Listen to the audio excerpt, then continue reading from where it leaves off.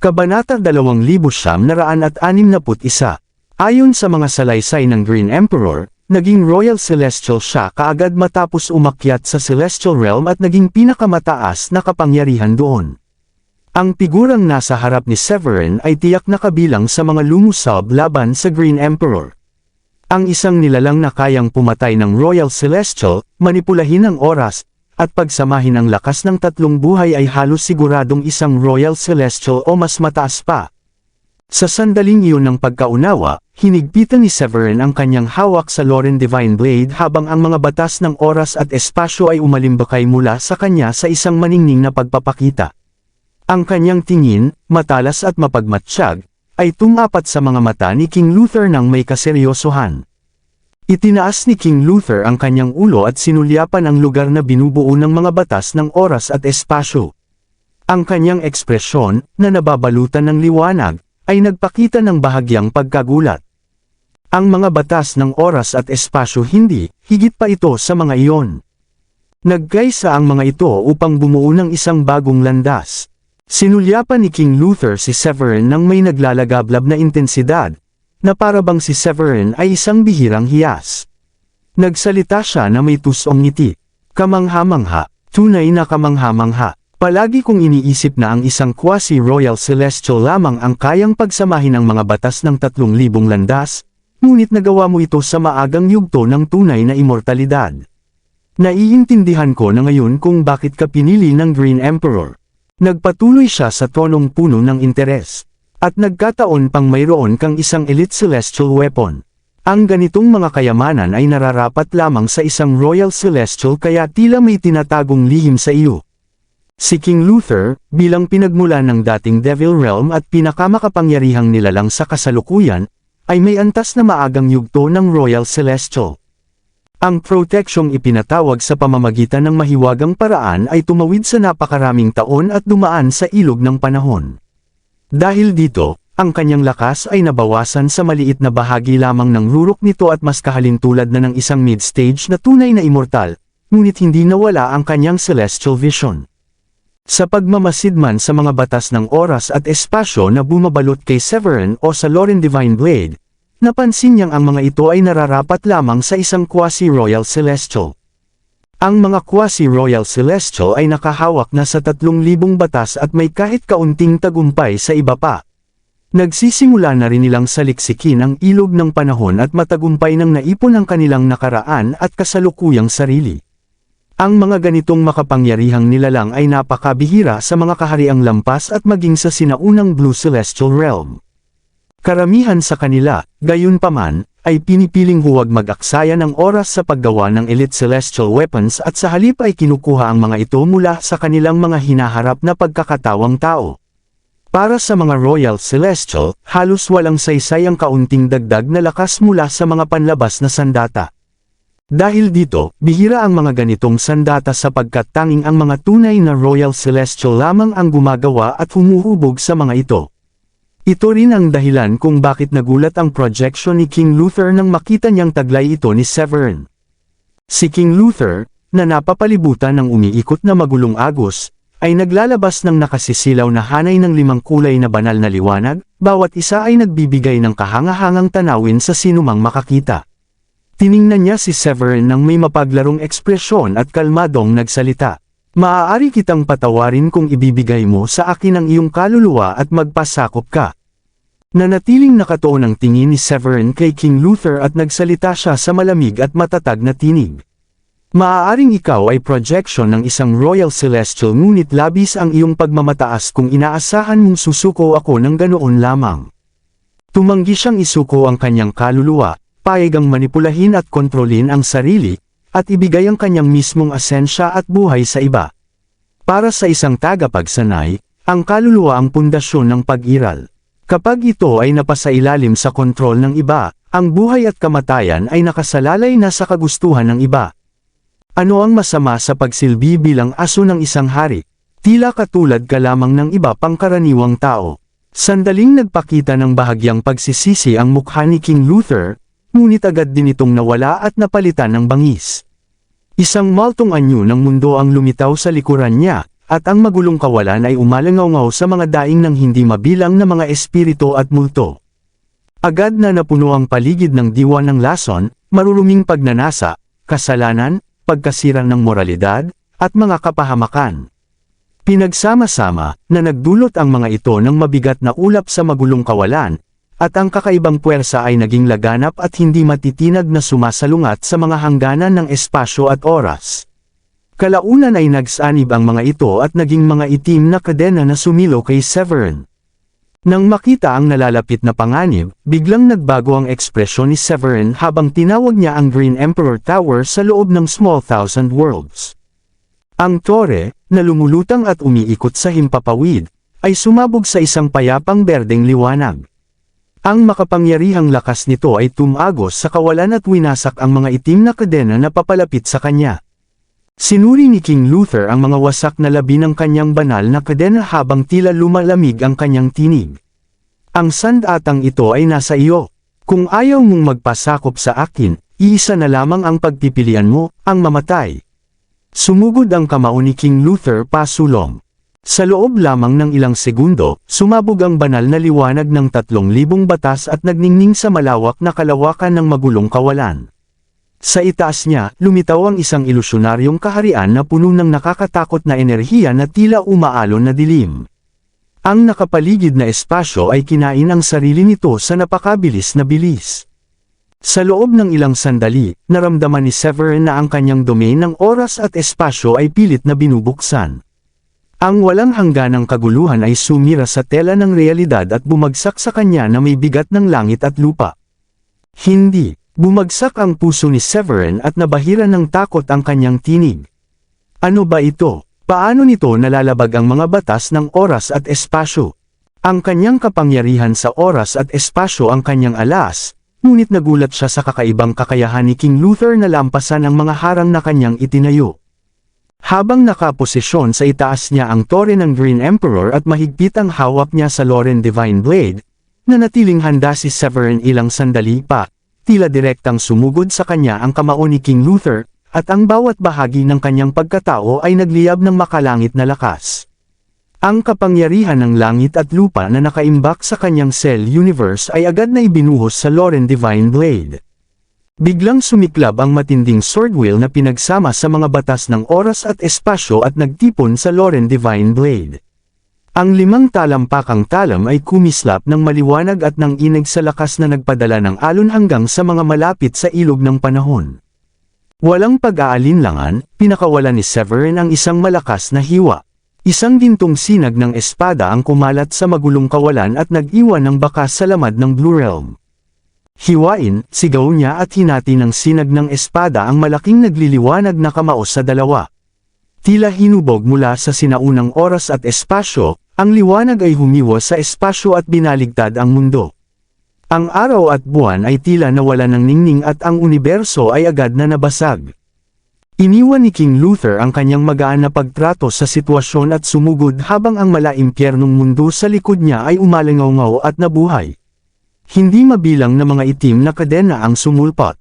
Bawat kawing ay may anyo ng ulo ng tao at ang buong kadena ay puno ng impyernal na enerhiya na sumasalungat sa logika, espasyo, at batas. Gayunpaman, hindi mahina ang atake ni Severin. Pinatibay ng pagsasanib ng trilyong selula at pagkamasteri sa 3 pinakamalalakas na batas, taglay nito ang lakas ng perpektong yugto ng tunay na immortal. Nanatili siyang kumpiyansa na kaya nitong maghatid ng mapaminsalang pinsala sa kanila. Nang magsalpukan ang sinag ng espada at ang halos parang tsunami na masamang enerhiya, umalangaw ang mga batas sa hangin at winasak ang impyernal na enerhiya at pinutol ang daan-daang kadena na may nakakatakot na mukha. Nagpatuloy ang sinag ng espada patungo kay King Luther. Nagulat si King Luther sa biglaang pag-atake ni Severin. Nabaling ang kanyang anyo bago pa man tumama ang atake at napunit ang kanyang pisikal na katawan ng matinding sword wheel. Sa isang malakas na pagsabog, ang wasak na anyo ni King Luther ay sumabog at naging ulap ng gintong dugo na nagbigay liwanag sa paligid. Matapos masaksihan iyon, hindi napigilan ni Severin ang kanyang kasiyahan at ngumisi. Lumalabas na ito lamang ang kayang gawin ng projection ng isang Royal Celestial. Kahit na tumawid sa walang hangganang ilog ng panahon, ang projection ng isang Royal Celestial ay hindi lamang napigilan ng 3,000 batas, kundi pati na rin napigilan ng mismong langit at lupa ng Blue Realm dahil sa kakaibang aura na taglay ni King Luther. Hindi nagpakita ng takot si Severin kahit na ang lakas ng kanyang kalaban ay nanatili sa gitnang yugto ng tunay na immortal. Gayunpaman, panandalian lamang ang kanyang tagumpay. Ang kumukulong ulap ng dugo ay biglang nagsanib at naging anyo ng parang kokon ng silkworm. Isang nakakatakot na aura ang nagsimulang lumabas mula rito. Hindi nagtagal, isang matayog na tinig ang nagsimulang marinig. Totoo ba, o ang iyong pagdiriwang ay masyadong maaga? Pagkaraan ng ilang sandali, lumabas si King Luther mula sa kokon ng dugo na walang kahit anong pinsala. Inasar niya si Severin. Ang iyong kakayahang maunawaan ang asensya ng batas sa simula pa lamang ng tunay na immortalidad ay lalong nagiging kapana-panabik sa bawat sandali. Nakatayo sa kawalan, ang maputlang balat ni King Luther ay parang nyebe habang ang kanyang immortal na anyo ay naglalabas ng mala-espiritong liwanag. Maaaring ihambing siya sa isang Diyos na nagising mula sa sinaunang panahon. Ang kanyang singkit na mga mata ay kumislap ng hangarin na pumatay bilang tugon sa halos ikamitay niyang hiwa na kanyang naranasan. Gamit ang isang lihim na pamamaraan, pilit niyang hinatak ang panandaliang kapangyarihan ng langit at lupa sa bingit ng kamatayan, na nagbigay daan upang siya ay muling mabuo. Bagamat hindi pa siya tuluyang napaksa, si King Luther na ang kaluluwa ay inilagay sa projection ay malinaw na naramdaman ang lumalakas na pagtutol ng Blue Realm matapos niyang kunin ang kapangyarihan ng langit at lupa. May tila malakas na puwersang dumidiin sa kanyang anyo. Bukod pa rito, ang kanyang kaluluwa ay dumaan sa walang tigil na daloy ng panahon, kaya ang batas ay nakaukit sa kanyang pagkatao. Ang tuloy-tuloy na pag-agos ng oras ay kumakain sa haba ng buhay ng projection. Alam ni King Luther na ang buhay ng kanyang projection ay tatagal lamang ng isang saglit. Kung hindi niya agad matatapos ang buhay ni Severin, ang projection ay mawawala rin sa pagtulak ng langit at lupa pati na ng ilog ng panahon. Isa siyang Royal Celestial na pinagsama ang sarili niyang landas at ang 3 pagkakatawang tao, kaya isa siyang nakakatakot na nilalang na ang buhay ay tatagal hanggat umiiral ang langit at lupa. Gayunpaman, isang kahangalan pa rin ang umasa sa isang kopya upang labanan ang agos ng panahon. Alam na ang haba ng buhay ng kanyang projection ay nakabitin sa manipis na hibla, naging sakam ang tingin ni King Luther habang sinulyapan si Severin. Inunat niya ang kanyang kamay at ginawang parang kuko ang mga daliri upang punatan ang kawalan. Mula rito, hinatak niya ang magulong asensya at gumuhit ng isang makalangit na marka sa kalangitan na tumakip sa araw at langit. Nang mabuo ang marka ng kuko, nabasag ang espasyo sa paligid at tila nawalan ng kinang ang 3,000 batas. Kumunat ang noo ni Severin sa nakakatakot na marka at nakaramdam ng masamang kutob. Ang ganitong pangyayari ay hindi pa niya naranasan bago siya naging immortal. Dahil nag-iingat sa anumang biglaang panganib, tumanggi si Severin na magpasakop sa kapalaran at agad niyang tinipon ang makalangit na enerhiya sa kanyang katawan ng may matinding pagmamadali. Ang tahimik na lugar sa loob ng kanyang Small Thousand Worlds ay sumiklab ng mga kislap habang agad niyang sinipsip ang nakapaligid na espiritual na asensya. Samantala, sa loob ng Celestial Realm sa itaas, ang 3,000 batas ay nagsanib at pumasok sa Loren Divine Blade. Sa isang malakas na saksak, sumabog ang banal na liwanag ng mga batas mula sa Loren Divine Blade, na hiniwa ang kalangitan ng may napakalakas na puwersa at direktang tumama kay King Luther. "Him, sobra mong pinapahalagahan ang sarili mong lakas," may paghamak na sabi ni King Luther. Ibinaba niya ang kanyang kamay ng mabilis at pinakawalan ang makalangit na marka ng kuko na sumugod upang lamunin si Severin sa napakalakas na atake na umalingaw-ngaw sa kaguluhan. Nang magsalpukan ang 2 puwersa, napuno ng kulay ang Blue Realm na para bang may nahulog na bituin mula sa langit. Isang nakabibinging pagsabog ang yumanig sa paligid at nag-iwan ng malaking siwang sa lamad ng mundo. Nanatiling matatag si Severin sa himpapawid at naging mas mabigat ang kanyang damdamin nang mapagtanto niyang hindi sapat ang lakas ng Loren Divine Blade laban kay King Luther. Ito ang unang pagkakataon na nakaharap siya sa ganitong kalakas na kalaban. Mula nang makamit niya ang immortalidad, tinahak ni Severin ang landas ng walang kapantay na pag-unlad at tinalo ang kanyang mga kalaban ng may matibay na determinasyon. Kahit ang mga henyo tulad ni Simeon at Drake ay hindi nakayanan ang kanyang lakas, at nagawa pa niyang talunin ang isang Supreme Paragon noong siya ay isang Royal Paragon pa lamang. Sa kabila nito, nahirapan si Severin laban sa isang simpleng projection na kalahating yugto lamang ang lamang sa kanya. Ang lakas ng isang Royal Celestial ay tunay na napakalawak. Kahit ang isang projection lamang ay kayang magpakita ng ganoong katinding kapangyarihan. Maaari lamang isipin ang tunay na kapangyarihan ng kanyang tunay na katawan, naisip ni Severin habang nananatiling matatag ang kanyang tinig sa kabila ng kaguluhan sa paligid. Ngunit kahit ang pinakamakapangyarihang Royal Celestial ay hindi kayang labanan ang walang humpay na pagdaloy ng panahon at ang pagtanggi ng mundo sa kanya ng walang hanggan. Sa katunayan, tila mas mataas ang antas ni King Luther kaysa kay Severin, ngunit habang kinikilala ni Severin ang kanyang lakas, hindi niya maiwasang magduda. Kung ang isang Royal Celestial ay kayang burahin ang epekto ng panahon sa sarili nito, hindi sana namatay ang Green Emperor. Sa pananaw ni Severin, ang projection ni King Luther ay nabibigatan ng bigat ng panahon at malamang ay may mga limitasyong nakatali rito. Kaya ito ang tamang sandali upang maglunsad ng kontra-atake. Lubos na batid ang sariling kahinaan, buong pagmamalaking sinabi ni King Luther. Ako ay pinagsanib sa mga batas sa loob ng ilog ng panahon. Kaya kung durugan ang langit at lupa sa isang pagwasiwas lamang. Habang inaaktibo ang kanyang banal na anyo, nagningning ng nakakasilaw ang katawan ni King Luther at nagkaroon ito ng mga bitek sa ibabaw. Ang malaimpyernong kaharian sa kanyang likuran ay lumawak habang ang mga nakakatakot na ulap ay nagsama-sama at naging mga malisyosong espiritu na gumagala sa magulong kawalan. Ngunit bago pa man niya mapigilan si Severin, nagsimulang yumanig ang kaharian habang bumagsak ang mabigat na presyon ng Blue Realm. Napakunot ng noo si King Luther at galit na tumingin sa kalangitan. Paano nang ahas ang mga piraso ng Celestial na supulan ako? Hindi ako matatakot kahit ang sinaunang Celestial Realm pa ito. Sa sandaling iyon, isang kidlat ang bumagsak sa magulong kawalan at ang bigat ng langit at lupa ay naging sanhi upang mabiyak ang kanyang katawan. Hindi natinag si King Luther at buong tapang niyang sinalubong ang presyon ng panahon at langit. Tiningnan niya si Severin at may ngisi ng panunuya. Do you think the Celestial Realm intimidates me? Sumagot si Severin na may ngiti. Hindi ba? Habang papatama si King Luther kay Severin bigla siyang natigilan sa ere nang lumitaw ang isang spatial rift na may lawak na ilang milya sa gitna ng lugar kung saan nagtipon ang kapangyarihan ng langit. Sa loob ng rift ay isang malawak na gintong ilog na nakatali sa mga batas at naglalabas ng napakalakas na aura. Gulat na bulalas ni King Luther. The original space. Sa kanyang tabi, masiglang sigaw ni Anstora. Totoo nga ilang taon ko nang sinusubukang maging Lord of the Realm at mukhang natagpuan na natin ang taguan nito.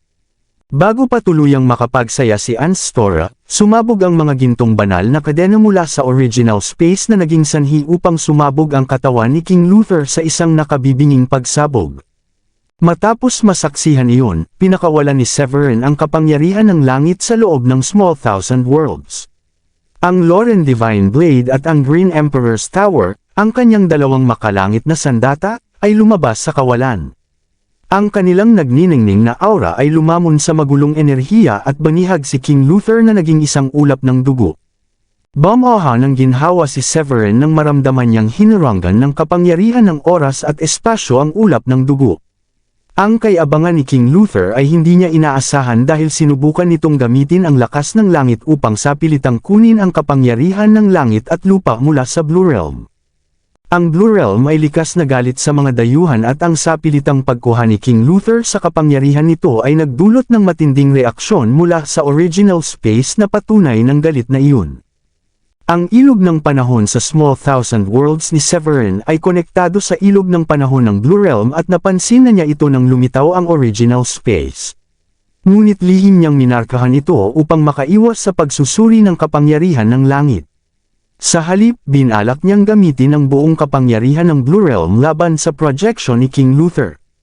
Tama ang hinala ni Severin, ang mga dayuhan tulad ni King Luther ay may dalang mapanganib na aura na umaakit lamang ng galit ng langit at kaparusahan ng mundo. Maraming salamat sa lahat ng sumusubaybay. Please subscribe and follow my YouTube and Facebook channel, Filipino Novel. Maraming salamat po. Kabanata 2965. Sa magulong kawalan, ang tore ng Green Emperor ay naglabas ng walang hanggan at napakalawak na berdeng liwanag na nagpahinto sa nakapaligid na espasyo at walang awang winasak ang gintong ulap ng dugo. Samantala, ang Loren Divine Blade ay kumislap ng nakakasilaw, habang ang 3,000 batas ay naging matalim na parang talam at yumanig sa mismong tela ng kawalan. Sa sandaling iyon, ang galit na sigaw ni King Luther ay umalingaw-ngaw sa loob ng gintong ulap ng dugo. "Ah, Severin, sumusumpa ako sa aking pangalan na wawasakin kita." Nanatiling malamig ang ngiti ni Severin habang sumagot, "Mas mabuting isipin mo kung paano ka mabubuhay kaysa magbanta sa akin." Sa sanay na galaw, ikinonekta ni Severin ang kanyang kaluluwa sa langit at lupa at pinakawala ng agos ng kapangyarihan mula sa original space na lumitaw sa kawalan sa pamamagitan ng tunay na marka sa kanyang isip. Ang agos na ito ng enerhiya ay hindi lamang nagpalakas sa kanyang katawan kundi nagdagdag din ng lakas sa kanyang mga makalangit na sandata. Habang nanginginig ang ulap ng dugo sa ilalim ng sabayang atake ng makalangit na kapangyarihan at primordial na puwersa, unti-unti itong hamina hanggang sa tuluyang mawala. Ang kamalayan ni Severin ay nakadama na pilit na binubuo muli ni King Luther ang kanyang katawan sa loob ng ulap ng dugo ngunit hindi ito magawa dahil sa matinding pagsupil. Sa kabila ng katatagan ni King Luther, hindi napigilan ni Severin na humanga sa matibay na espiritu ng Royal Celestial. Nasanay na siya sa pakikipaglaban sa mas malalakas na kalaban ng halos walang hirap, ngunit sa pagkakataong ito ay nahirapan siya ng husto sa kamay ni King Luther. Ganito pala talaga ang lakas ng isang Royal Celestial, isang karapat-dapat na reputasyon. Umiling si Severin upang itaboy ang mga kaisipang iyon at huminga ng malalim upang pakalmihin ang sarili bago ibaling ang tingin sa kay Anstora na nasa malapit. Nang walang ibang salita, hinuyam niya ang kanyang kamao at nagpakawala ng isang nakasisirang suntok. Ang kanyang kamao ay kumislap na parang araw at tila bumabagsak ang isang buong kalawakan. Naramdaman ang paparating na panganib, agad na natauhan si Anstora mula sa kanyang tuwa nang matagpuan ang original space. Sa sandaling iyon, napagtanto niyang si King Luther ay tuluyan ng nasupol. Ang tanaw ng nagniningning na kamao na papalapit sa kanya ay nagpaigting sa kilay ni Anstora. Mabilis niyang sinubukang umiwas at naglaho sa kawalan upang maiwasan ang matinding tama. Sa paggamit ng kanyang lihim na pamamaraan upang ipatawag ang clone ni King Luther, malubhang naapektuhan ang kanyang vitalidad. Sa sandaling iyon, halos hindi na niya mapanatili ang kanyang tunay na immortal na antas at patuloy pang bumabagsak ang kanyang lakas. Hindi niya kailanman naging kalaban si Severin sa simula pa lamang, at lalo pa itong lumala matapos masira ang kanyang pundasyon. Kaya agad niyang pinunit ang espasyo at sinubukang tumakas. Gayunpaman, ang kamao ni Severin na ginabayan ng matibay na determinasyon ay patuloy na humabol at tumpak na sinusundan ng bawat galaw ni Anstora. Damn it! Paano nangyari na kahit si King Luther ay hindi kayang talunin si Severin? Plano niyang makuha ang original space, kontrolin ang Blue Realm, at maging Lord of the Realm. Ngunit nasa harap na niya ang original space ngunit wala siyang magawa dahil hindi niya ito makuha. Napagtanto ang kanyang malagim na sitwasyon, nagmura si Anstora at kinilala ang kanyang kakulangan laban sa napakalakas na si Severin. Sa isang galaw ng kamay, ginamit niya ang malawak na malas na enerhiya upang tumakas at lumayo ng libo-libong milya. Sinulyapan niya si King Luther na napapalibutan ng tore ng Green Emperor at ng Loren Divine Blade at napilitan siyang magnalit at patuloy na tumakas. Lubhang natakot na siya sa kakayahan ni Severin sa labanan lalo na't napatunayang walang saysay ang kanyang lihim na pamamaraan. Huling beses niyang tiningnan ang original space sa kawalan at binalot niya ang sarili sa kapangyarihan ng tunay na celestial. Pagkatapos ay naging sinag siya ng liwanag at bumagsak patungo sa mundo na parang kometa. Determinado si Severin na hindi siya hayaang makatakas kaya mabilis siyang sumugod. Umikot at nagbago ang mundo habang agad niyang naabutan ang distansya at muling lumitaw ilang milya ang layo. Si Anstora na nakahinga sana ng maluwag dahil sa kanyang pagtakas ay biglang nakaramdam ng nakakatakot na pagbabago sa espasyo sa kanyang likuran.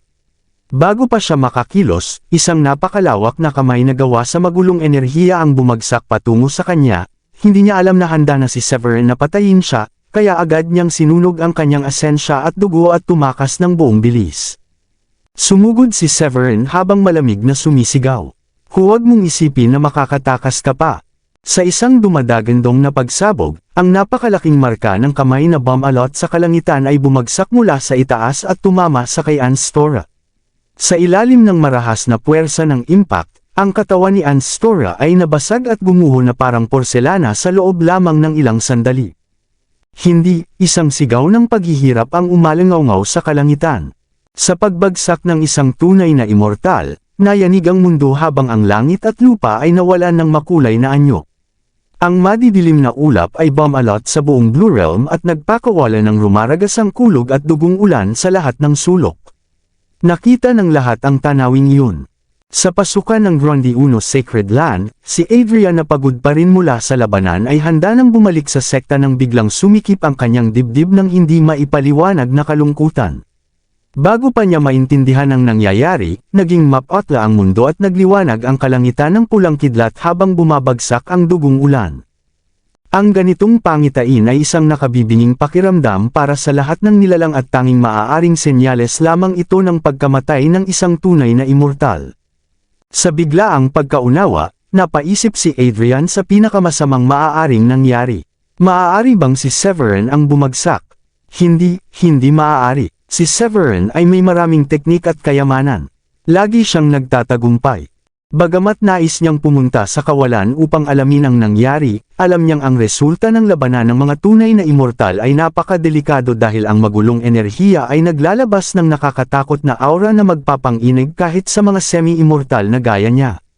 Samantala, matapos tapusin ni Severin si Anstora, maingat niyang sinuri ang kawalan sa paligid at tiniyak na tuluyang nawasak ang kanyang kalaban bago siya bumalik sa kanyang pinanggalingan. Pagbalik niya sa mga makalangit na sandata na sumasakal sa clone ni King Luther, tiningnan ni Severin ang natitirang ulap ng dugo at naramdaman ang nananatiling buhay nito. "Oh, buhay ka pa rin." Isang mapanghamak na tinig ang sumagot mula sa ulap. "Ikaw ay isa lamang walang kwentang immortal. Hindi ka karapat dapat na pumatay sa akin." Hindi nag-aksaya ng oras si Severin at kinagat ang kanyang dila upang iluwa ang isang patak ng kanyang dugo at asensya patungo sa mga makalangit na sandata. Sa pagdampi nito, ang mga batas ng sandata ay nagsanib at naging mga tunay na kadena at ang walang kapantay na aura nito ay pinigilan ng ulap ng dugo. Hinampas ng mga kadena na parang letigo ang ulap at sa bawat tama nito ay unti-unting nanginginig at lumiliit ang ulap. Walang galang na bata, ibabagsak kita, sigaw ni King Luther mula sa loob ng ulap. Hindi niya inaasahan na ang kanyang projection na may lakas ng mid-stage true immortal ngunit may labanan na katumbas ng late-stage immortal ay matatalo ng isang immortal. Nagdulot ito sa kanya ng matinding kahihiyan. Pinanood lamang ni Severin habang ang makalangit na kapangyarihan ay sumupil sa ulap. Hanggang sa tuluyan itong lumiliit at sumabog at naglaho sa magulong kawalan. Matapos mawasak ang clone ni King Luther, si Severin na pagod at mapotla ay tuluyan ng bumigay sa epekto ng kanyang naubos na lakas. Parang ginto ang kanyang mukha at naglabasan ang mga butil ng pawis sa kanyang noo. Habang pinipilit ang sarili, pinunit niya ang kawalan at gumamit ng batas ng espasyo upang gumawa ng daanan ng pagtakas. Habang bumagsak ang anyo ni King Luther, isang sinag ng kulay abo na banal na liwanag ang tumawid sa walang hangganang kaguluhan at naglaho sa ilog ng panahon. Ang gintong ilog ay bahagyang sumabog ng alon bago muling nanambalik sa katahimikan. Sa loob ng isang palasyong may mga bituin sa Devil Realm, ang ilog ng panahon ay marahas na rumagasa sa chessboard. Isang sinag ng kulay abong liwanag ang tumawid sa kaguluhan ng walang hangganang espasyo at panahon hanggang sa tuluyan itong makabalik kay King Luther. Habang sinisipsip ni King Luther ang sinag sa kanyang kaluluwa, sumama ang kanyang ekspresyon at naglabas siya ng nakakatakot na aura. Hindi napigil ang tumawa ang makisig na figure sa kanyang tabi. "Bakit ka mukhang mabigat ang loob, kaibigan ko?" Maingat na hinarap ni King Luther si Oliver, ang pinuno ng dayuhang lahi sa labas ng mundo. Huminga siya ng malalim at ipinaliwanag ang nangyari sa kanyang projection at primal spirit. Sa pagkagulat ni Oliver sa balitang natalo ng isang bagong akyat na tunay na immortal ang projection ng isang Royal Celestial, hinila niya ang buhok sa kanyang sentido at sinabi, "Mga piraso ng Celestial Realm sa Blue Realm." At isang tagapagmana ng matandang iyon. Nagiging interesante ito, mula nang maganap ang sinaunang labanan kung saan ginamit ni Arman ang kanyang banal na espada upang hatiin ang Blue Celestial Realm bago siya mamatay, wala na kaming nakuhang impormasyon tungkol sa Celestial Realm sa loob ng mahabang panahon. Ang anumang bakas ay agad nawawala sa walang hangganang kaguluhan. Pagkaraan ng maikling katahimikan, idinagdag niya, "Sino ang mag-aakalang may lilito na henyo sa lugar kung saan umusbong ang mga piraso ng Celestial Realm?" Tinitigan ni Oliver ang gintong ilog ng panahon sa chessboard na para bang sinisilip ang walang hanggan upang makita si Severin sa Blue Realm. Habang nakikinig, maingat na nagtanong si King Luther kay Oliver, "Nais mo bang pilitin na hulaan ang mga lihim ng langit at tuklasin ang kinaroroonan ng mga piraso ng Celestial Realm?" Alam niya kung bakit sumalakay ang mga dayuhan sa Blue Celestial Realm. Ito ay upang makuha ang Heavenly Heart Imprints at umusad patungo sa Celestial Region. Sa pagkuha ng mga piraso ng Blue Realm, magkakaroon sila ng dalawang sirang Heavenly Heart Imprints na magbibigay sa kanila ng kalamangan kahit pa maganap ang pagsasanib ng tatlong mundo sa hinaharap. Alam din ni Oliver ang iniisip ni King Luther. Ang pagkuha sa mga piraso ng Celestial Realm ay isa lamang sa kanilang layunin. Ang isa pa ay ang mabawi ang kanyang dangal matapos mapahiya. Ang isang Royal Celestial na matalo ng isang immortal ay magiging katawa-tawa kung mababalita sa labas. Bagamat hindi tunay na kabilang si King Luther sa mga lahi sa labas ng hangganan ng kaguluhan, ang daan-daang panahon ng kanilang pakikipagtulungan ay naging dahilan upang ituring siya ni Oliver na isa sa kanila. Itinaas niya ang kanyang kamay at inilagay ang chess piece sa board at agad na naging mga banal na kasulatan ng batas ang mga itim na pyesa. Ang mga eksena ng sinaunang panahon ay tila muling naglalaro dito. Hindi na kailangang magmadali, natatawang sabi ni Oliver. Ilang siglo na tayong naghihintay. Ilang araw pa ay walang mababago. Hindi pa ako nakakita ng ganitong klaseng talento sa mahabang panahon. Sa kanyang pag-akyat sa tunay na immortalidad, maaari niyang masilip ang pinagmulan ng mundo at hanapin ang Heavenly Heart Imprints. Kung ito ang kanyang hangarin, maaari niyang pagsamahin ang Celestial Realm at ang Blue Realm. Ang pagsasanib ng tatlong mundo ay magpapakita ng selyo at hindi na kailangang dumaan pa sa mapanganib na mga daanan sa kaguluhan. Hindi na rin natin kailangang matakot sa mga kaaway tulad ng matandang iyon sa Fairy World. Pinigil ni King Luther ang kanyang galit at buong pusong sumang-ayon. Bagamat may matinding galit siya kay Severin, nananatili ang kanyang katapatan sa dayuhang lahi at ang pagtataksil sa Heavenly Emperor ay nangangailangan ng disiplina at karangalan. Dalawang emperador ng dayuhang lahi ang mahimbing na natutulog at halos nabubuhay na lamang sa mga sakripisyong dugo bawat panahon, habang ang iba pang Royal Celestials ay abala sa digmaan laban sa Immortal Realm at hindi makaalis dahil nahaharang ng primordial layer ng mundo. Kaya hindi madali para sa isang Royal Celestial na kumilos ng malaya upang hanapin ang lokasyon ng Blue Realm. Tulad ng sinabi ni Oliver, ang pagsasanib ng mga sirang Heavenly Heart Imprint ay magdadala ng pagkakaisa ng mga mundo at ang ganap na pagsasanib ay magbabalik ng Blue Celestial Realm noon. Sa panahong iyon, ang banal na sword wheel na matagal nang humahadlang sa pagsasanib ay hihina at mas magiging malinaw ang paghahanap sa mga lihim ng langit. Mas madali ring sirain ang mga mahihina at sundan ang pinagmulan ng panahon. Inilagay ni King Luther ang isang chess piece sa board at tumawa. Habang sinasabi, "Severin, hihintayin kita sa Devil Dream." Nang lumabas si Severin sa kabilang dulo ng spatial passage, bumaba siya mula sa magulong kawalan na libo-libong milya ang taas patungo sa kalangitan at tuluyang bumaba sa lupa sa loob lamang ng ilang segundo. Dahil sa pangangailangang ilabas ang kanyang dugo at asensya upang ma-activate ang kanyang dalawang sandata, namutla ang kanyang mukha at nagsimulang manghina ang kanyang aura. Paglabas niya sa daanan, agad niyang ginamit ang kanyang divine senses at nasilayan ang buong larangan ng labanan. Sa sandaling iyon, isang mahina ngunit malinaw na tinig ang umalangaw mula sa malayo. "Ayos ka lang ba?" Sina Reinhold at Wallet ang nagsalita na nakaupo sa ibabaw ng isang burol. Pareho silang malubhang sugatan at mabilis na humihina ang kanilang vitalidad. Agad na nagpakita si Severin sa kanilang harapan at sinabi, "Huwag kayong mag-alala, ayos lang ako. Ano ang nangyari sa inyo?" Tinangka niyang gamitan sila ng kapangyarihan ng paglikha upang pagalingin ang kanilang mga katawan. Kapag tumatag na ang kanilang mga sugat, inalis niya ang enerhiyang panggamot. Habang isinasalaysay ni Reynold at Wallet, ang mga bangkay na puppet sa ilalim ng utos ni Anstora ay tumakas matapos ang pagbagsak ni Anstora, na nagmarka ng tagumpay para sa Grundy 1 Sacred Land. Ngunit ang tagumpay ay may kapalit, mahigit 20 Royal Paragons ang namatay at hindi mabilang na mga disipulo ang nasawi. Pagkaraan, ibinalita rin sa kanya ang mas mabigat na balita, sina Mona at Cuthbert ay parehong namatay sa labanan. Gaya ng dati, dapat sana ay lumitaw ang mga kababalaghan na karaniwan sa pagkamatay ng mga semi-immortal, ngunit dahil abala si Severin sa pakikipaglaban sa magulong kawalan ay hindi niya ito nasilayan. Hindi ganoon kalalim ang relasyon ni Severin kina Cuthbert at Mona at maituturing lamang silang mga kakilala. Gayunpaman, kahit ang pinakamatatag na tao ay makaramdam pa rin ng bahagyang lungkot kapag may pumanaw na taong naging mabuti sa kanila. Tiningnan niya sina Reynold at ang iba at sinabi, "Tayo na bumalik sa sekta." Ang kanyang sariling mga sugat ay kailangan ding gamutin at ang paglitaw ng pinagmulan ng realm ay nagbigay ng pagkakataon upang mas lalo niya itong maimpluwensyahan at gawing mas madali ang paghahanap dito. Nais niyang linangin ang Blue Realm at maging Panginoon nito. Ang ganitong pagkakataon ay napakahalaga lalo na para sa kanyang pag-angat tungo sa Royal Celestial. Bukod pa rito, ang pakikipaglaban niya kay King Luther ay nagdala sa kanya ng galit ng isang Supreme Royal Celestial.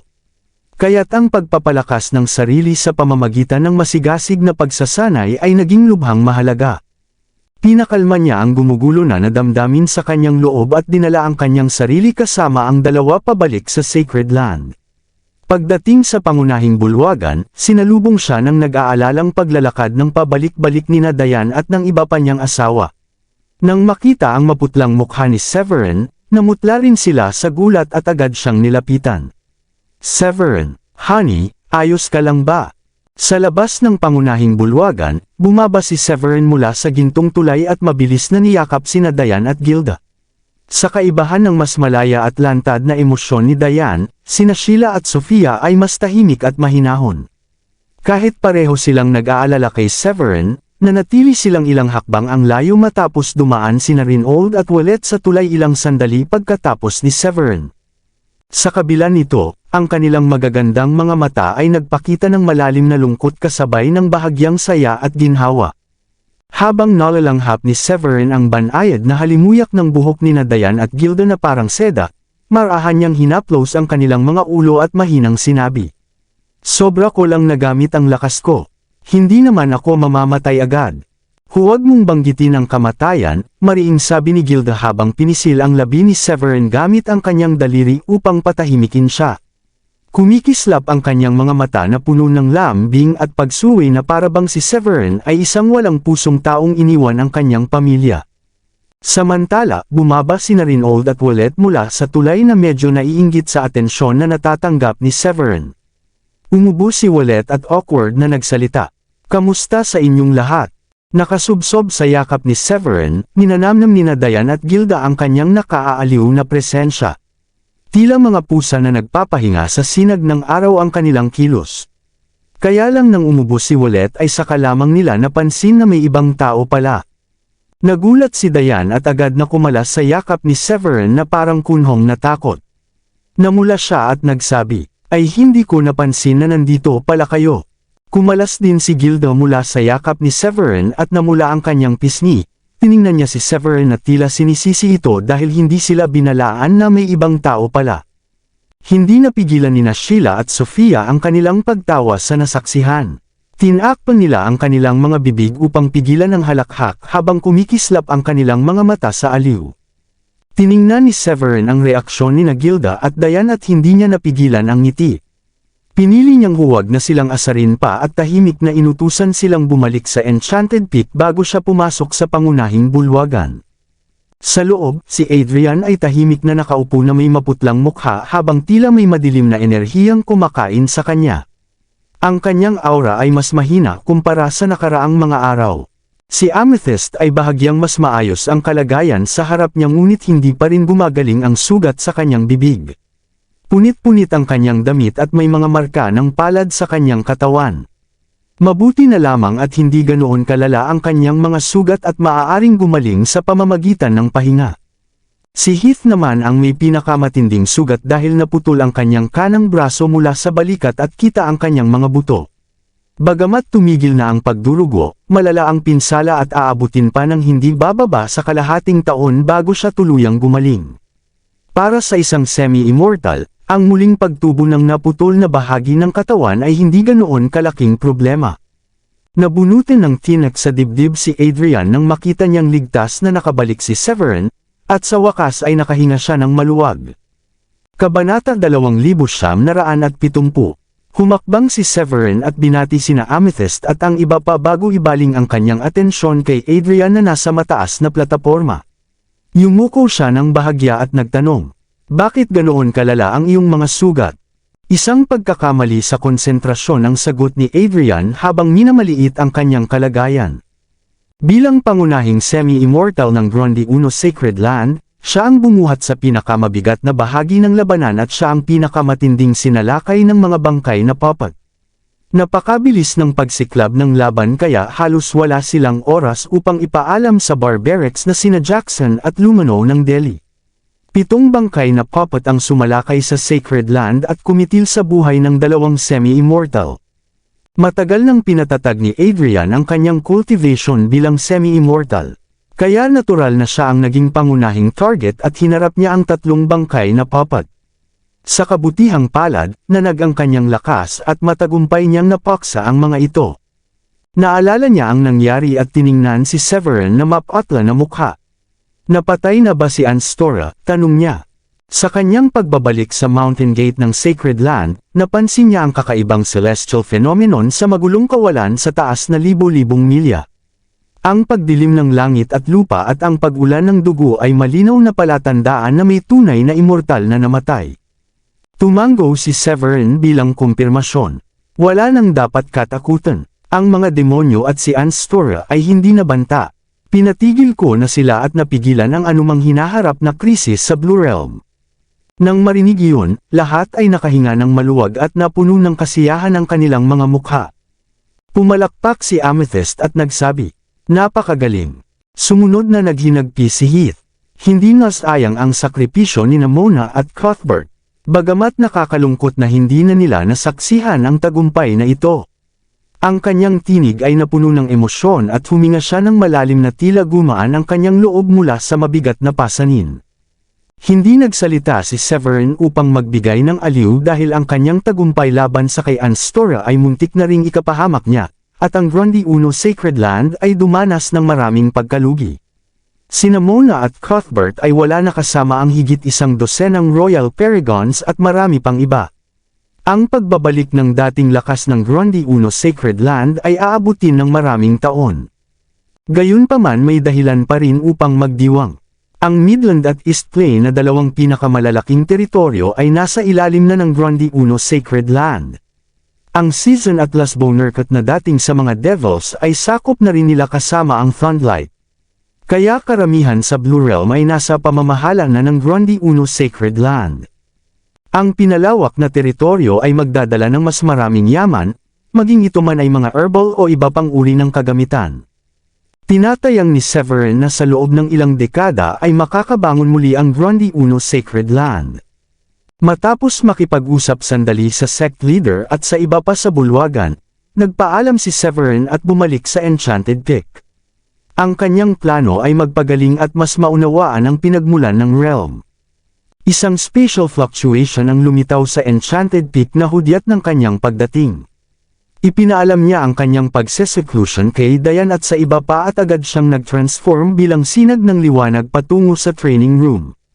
Sa pakikipaglaban niya kay King Luther, naubos ni Severin ang kanyang esensya at dugo upang mag-activate ng 2 celestial artifact.